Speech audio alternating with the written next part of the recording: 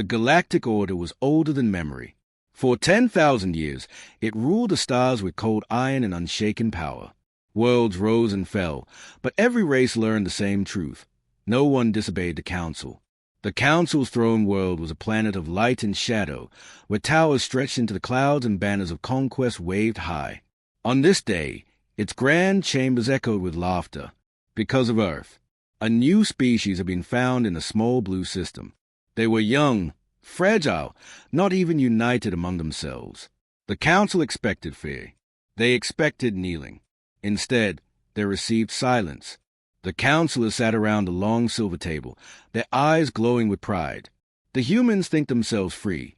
One hissed, "They will learn what every race has learned." Another laughed, "A few battleships will be enough. They are soft, emotional, weak. They do not understand discipline. By the time they realize their mistake, their world will already burn." But one voice did not laugh. It was an old counselor, scarred from wars long past. He had seen many species crushed. He had seen many brave words fade into screams. Still, something about the humans unsettled him. He whispered, almost to himself, "What if they do not kneel?" The chamber went silent for a moment. Then the others roared with cruel laughter. "They will kneel," the leader declared. "They all kneel." Far across the void, Earth listened. The message had arrived only days before. A cold, merciless demand. Submit to the Galactic Order. Swear loyalty or be destroyed. Every leader on Earth read the message. Every military officer, every scientist, every citizen. Fear spread like wildfire. Some said surrender was the only way to survive. Others argued that bending the knee was worse than death. In a hidden bunker, the leaders of Earth gathered. The air was heavy, and silence filled the room. "They are older than us," one leader whispered. "Their empire has lasted longer than our entire civilization." "They are stronger," another said. "Their fleets cover the skies of 100 worlds." And yet, the American general leaned forward, his voice sharp. "And yet they think we will kneel. That is their mistake." Across the table, a scientist spoke. Her eyes were steady, though her hands trembled.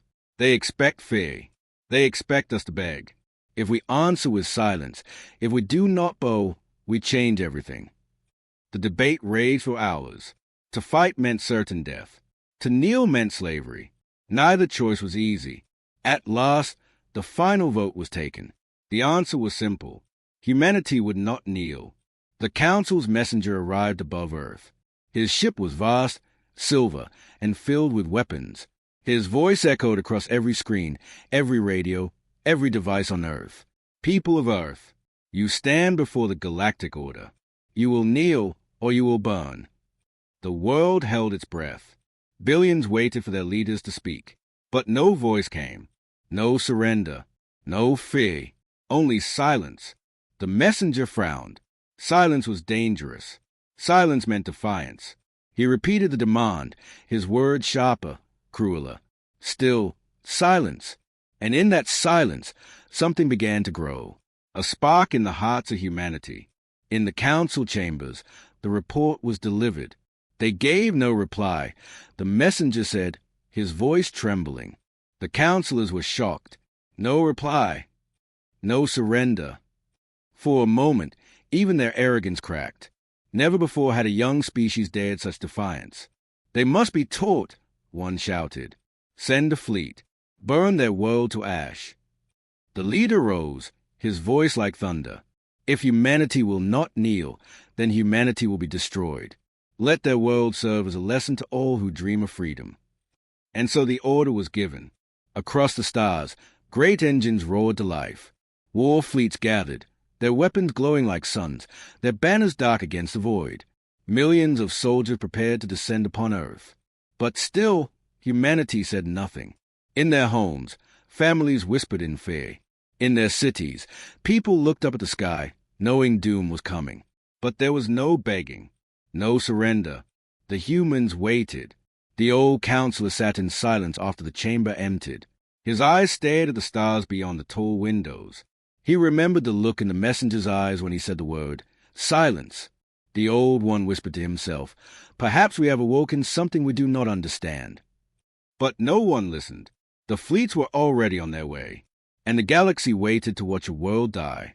The galaxy had seen many wars, but never like this. The Order's fleet moved through the dark like a storm. Hundreds of warships, armored, massive, unchallenged, were heading straight for the small blue planet called Earth. Every species who lived under the Council's rule turned their eyes to the sky. They expected a quick end. No one ever stood against the Galactic Order. No one. On Earth, the people watched the news in silence. Giant screens showed images of the fleet, growing closer every hour. Fear spread everywhere. Mothers held their children. Soldiers sharpened weapons. Scientists whispered that the end had come. In a dark control room, Earth's leaders gathered once again. The air was heavy with tension. They will arrive in 3 days, a commander said. Their fleet is too strong. We cannot win. Another voice, colder, replied, Maybe we do not need to win. Maybe we only need to show them that humans are not afraid. The words hung in the air. To most, it sounded like madness. How could defiance save them when even survival seemed impossible? But something strange was happening. Even as fear grew, so did a quiet determination. The alien fleet entered Earth's orbit. Their commander, Admiral Sorok, stood on his bridge. He was tall, armored, his eyes sharp with cruelty. Humans, his voice thundered across the world's skies. You had your chance to surrender. This is your last warning. Kneel, or your cities will burn.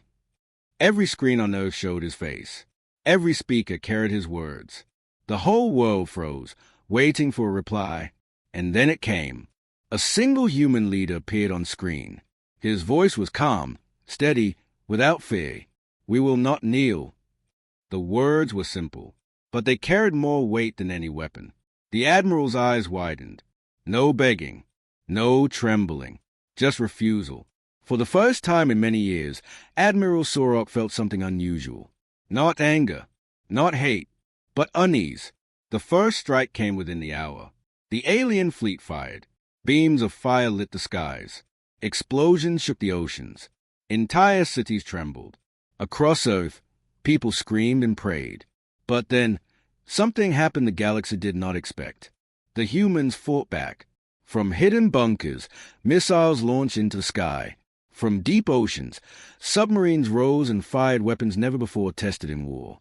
Satellites, thought to be harmless machines, revealed themselves as weapons of fire. The first alien cruiser exploded in a burst of light. Then another, and another. Admiral Sorok stayed in disbelief. They were ready.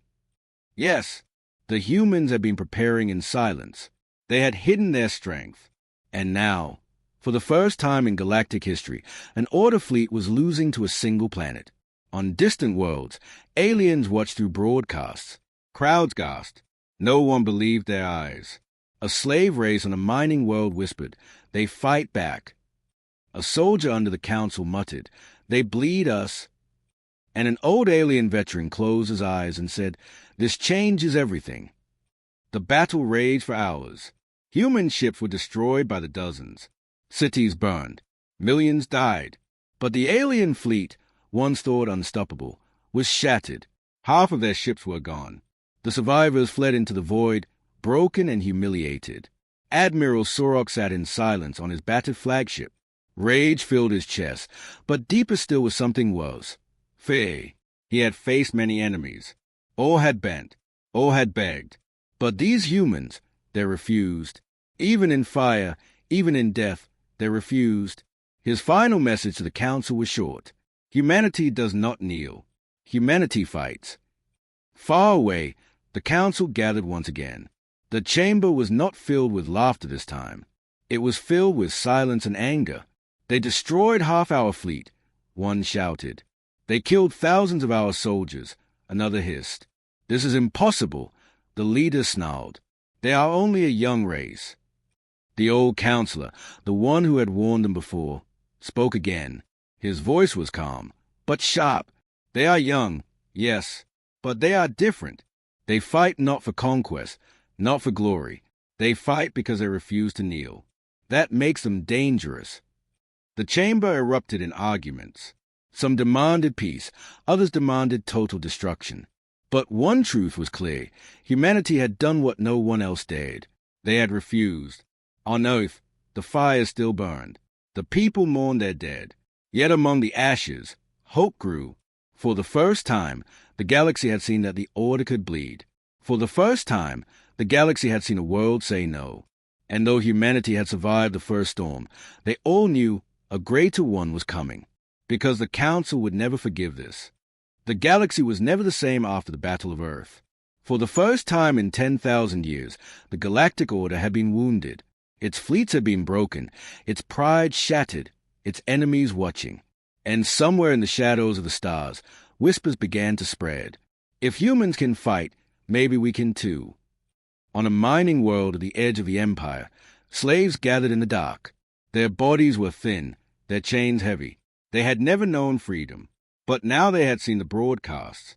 They had seen human cities burn, and yet humans still refused to kneel.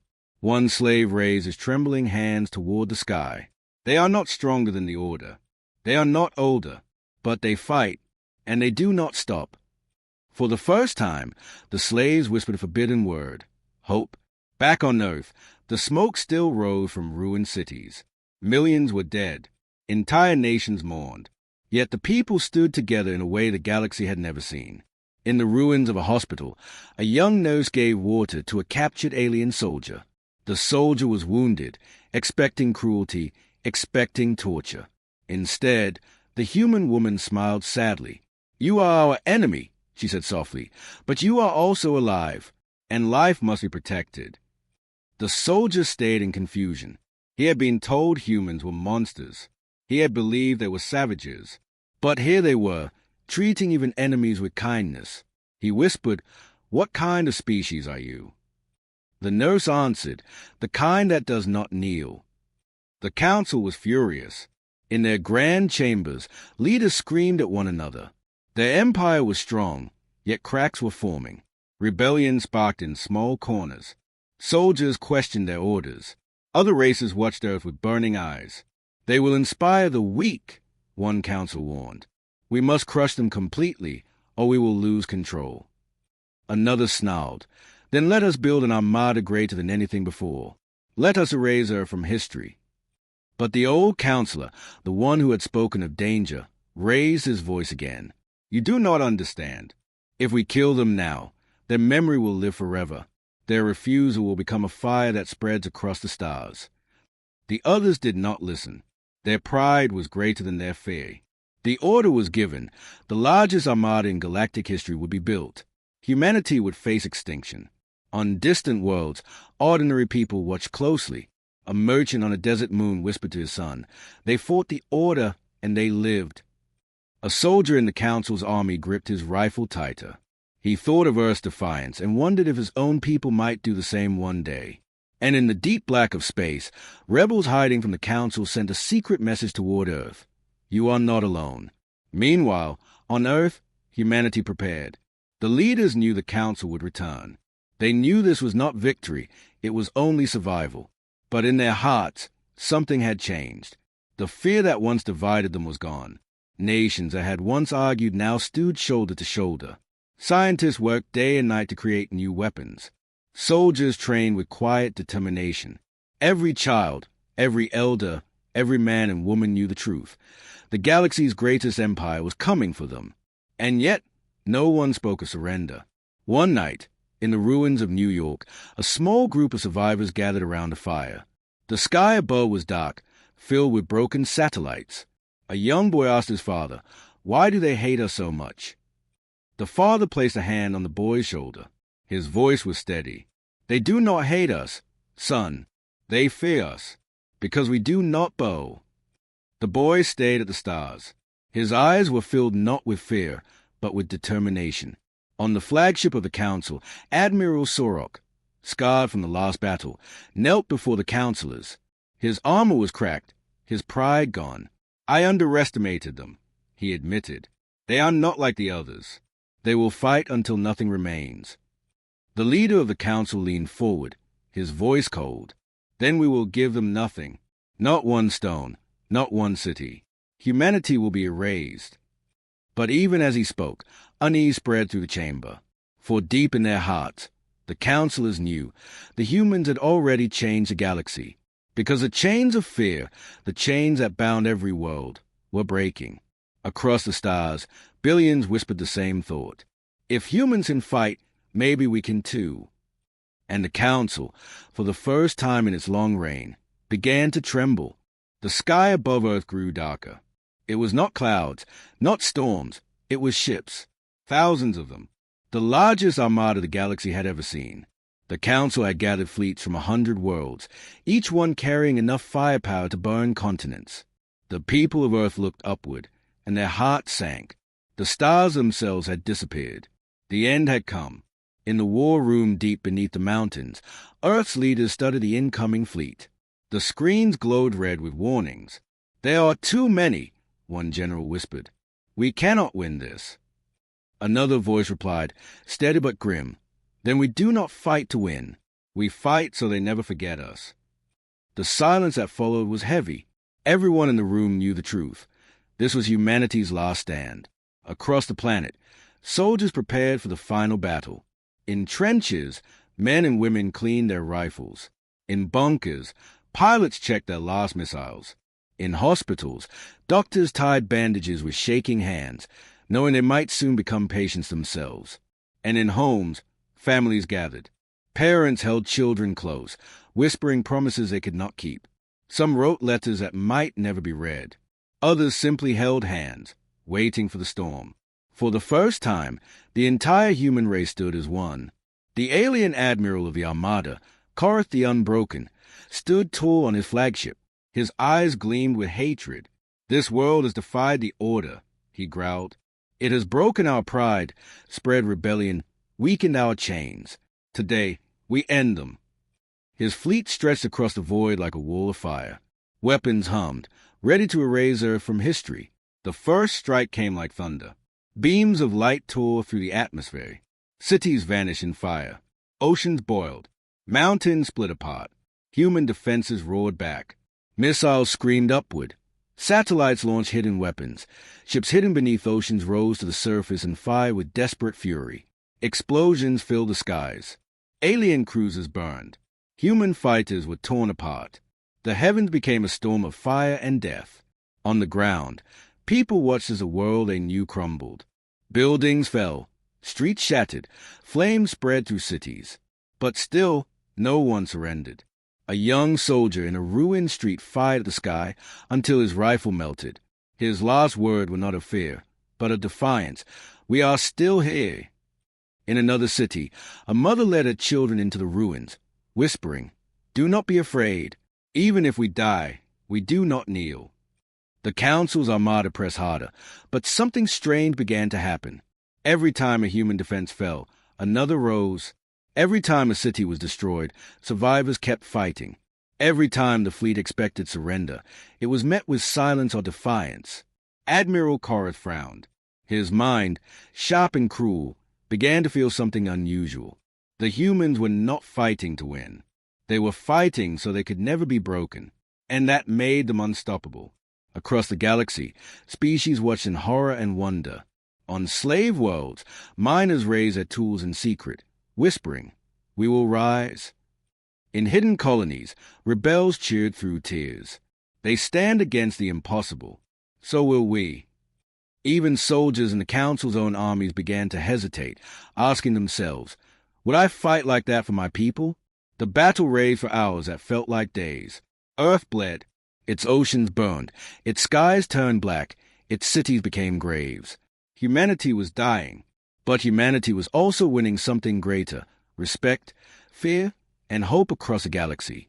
On the flagship, Admiral Korath slammed his fist against the console. His fleet was vast, but it was breaking. For every human ship destroyed, 2 of his fell. For every city they burned, another resistance rose. "This cannot be," he roared. "They are only humans." But even he began to understand the truth. They were not only humans. They were something the galaxy had never seen before. In the ruins of New York, a small band of soldiers raised a tattered flag. The world around them was ash, but the flag still waved. Across the planet, survivors saw it on their screens. The symbol spread like fire. The message was clear. Humanity was not dead. As the sun set behind the smoke, both fleets were broken. The skies were filled with burning wreckage. Neither side had truly won, but neither side had surrendered. On the Council's flagship, Admiral Korath whispered to himself, his voice hollow, "This is not war. This is madness." But deep inside, he knew the truth. It was not madness. It was humanity. And as the final night of the battle fell, the galaxy realized Earth was not fighting only for itself. It was fighting for everyone who had ever lived under chains. The smoke of battle still hung over Earth. The skies were black with the wreckage of ships. Burning metal fell through the atmosphere like dying stars. Oceans churned with fire. Cities lay in ruins. Billions were dead, but humanity still stood. On the ground, survivors crawled out of broken shelters. Soldiers staggered from trenches, bleeding but alive. Families embraced in the rubble of what had once been homes. Earth had not been destroyed. It had endured. The Council's armada, once thought invincible, was shattered. Half its ships were gone. The survivors limped back into the void, broken, silent, defeated. In the grand chamber of the Council, silence reigned. The leaders stared at the reports with disbelief. Their fleets had failed. Their admiral had fled. And worst of all, the entire galaxy had seen it. One counselor slammed his fist on the table. "This cannot be. We are the Order. We are eternal." But another spoke softly, her voice trembling. "Perhaps we are no longer eternal. Perhaps humanity has ended that." The old counselor, who had warned them before, whispered what everyone feared to admit. "The chains are breaking, and we cannot stop it." Across the galaxy, the fire spread. On mining worlds, slaves refused to enter tunnels. They dropped their tools and raised their fists. On conquered planets, rebels rose from hiding, attacking Council soldiers with stolen weapons. On distant colonies, crowds gathered in the streets, shouting a single name, humanity. The impossible had happened. A small, fragile world had stood against the greatest power in the galaxy and survived. And if they could survive, so could others. On Earth, the people mourned their dead, but their spirits were unbroken. In the ruins of Washington, leaders gave speeches not of sorrow, but of strength. A general stood before a crowd of survivors. His voice was hoarse, but filled with fire. "We have lost much. Our cities are ashes. Our families are gone. But listen to me." He pointed toward the blackened sky. "They came to make us kneel, and still we stand." The crowd roared with broken voices, the sound echoing across the ruins like thunder. Among the wreckage, the captured alien soldier, once an enemy, now walked freely among humans. He had been given food, water, and kindness, even after all that had happened. He asked the young boy, "Why do you not hate me? I fought against you." The boy's answer was simple, "Because you can be free too." The alien's eyes filled with tears. He had never believed in freedom. But now, because of humanity, he could. The Council tried to hide its shame. It ordered more fleets, demanded loyalty, threatened death. But it was too late. Everywhere, rebellion burned. Armies once loyal to the Order refused to fire on their own people. Colonies declared independence. Old enemies joined hands. The galaxy had seen the truth. The Order could bleed, and humans had shown them how. On Earth, in a city reduced to ruins, a single flag still waved in the wind. Its cloth was torn, burned, stained with ash. Yet it stood tall, visible to all who passed. For the galaxy, that flag became a symbol, not of Earth alone, but of something greater. It meant defiance. It meant survival. It meant hope. In secret meetings across the stars, leaders of other species spoke the same words. The age of the Galactic Order is over. And in their hearts, they added what all now believed. The age of humanity has begun. Yet even as the galaxy cheered, Earth remained quiet. The people knew victory had come at a terrible cost. Their world was broken, their loved ones gone. On a quiet night, a mother sat with her child beneath the black sky. The stars were hidden by smoke, but the child still pointed upward. "Will the stars ever shine again?" he asked. The mother pulled him close and whispered, "Yes, because we made them ours." And so the story of Earth spread across the stars. A young race, fragile but unbroken, had defied the greatest power in history. They had not fought for conquest. They had not fought for glory. They had fought for one simple truth, that no being should live on their knees. The galaxy would never forget the day Earth stood against the storm, the day the Council trembled, the day the chains broke, the day the galaxy changed forever.